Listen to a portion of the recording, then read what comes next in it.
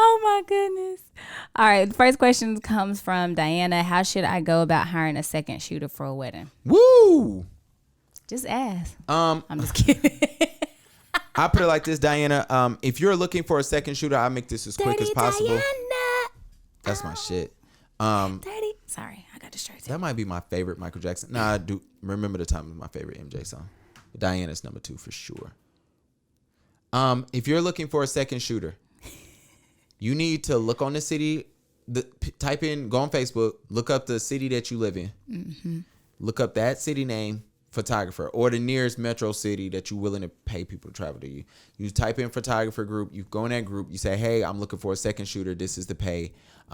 If you're interested, please send me your website and portfolio, wedding portfolio, or whatever portfolio to this email. And that's the best, easiest, and smartest way to doing it.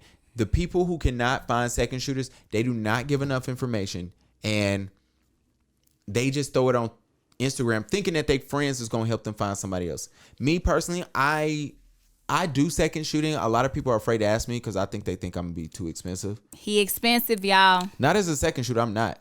I mean, I have a rule. It's 10 G's. I have a rule. I think second shooters should be paid anywhere from, $40 an hour to $75 an hour. Honestly, sometimes you get away. Most people can get away from 30 to 60. I believe that's really what you should charge people. I believe that every photographer should not make less than 50. I know I just said between 30 to 75, but I think 50 is a fair thing. Like, you're going to get quality people to reach out. Because it ain't like I got to do a lot of work. I'm really just paid to be there. Sometimes some photographers are paid to be, they need a second shooter because they just need an extra body in the room. So they're not even going to use your shit anyway. So, I might be just a paid body here, but I truly, truly believe, $50 an hour, you should get somebody of quality and try to get them as early as possible. Do not contact nobody 2-3 weeks before. Also, if you hit me up and you ask me to be a second shooter and it's anything less than like $50, I'm not doing it. I sit at home. That's because you're a little more established, bucko. That, and then I'd rather just sit home. Next question. This nigga. Read it slow. No, sit down. With the camera. It's not time. Oh, fuck. Nah, he don't listen. I don't know. Sit down. Yo, so before I read his question, Gavin was setting up these cameras earlier today. He said, sit up. I got scared. Hey, man. Said he's ready to be a father for real. Hey, man. Y'all know how I give it up. Anyway, do you do photography for the money or the love? The money. Donations. He lying. Donations. I think it's a combination of both for him. It is a combination. If you make me choose, it is the money.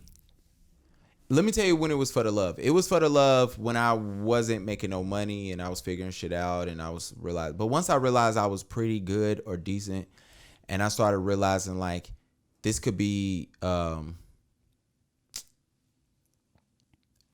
something that I can pass down or I can really support my family, then it had to be for the money.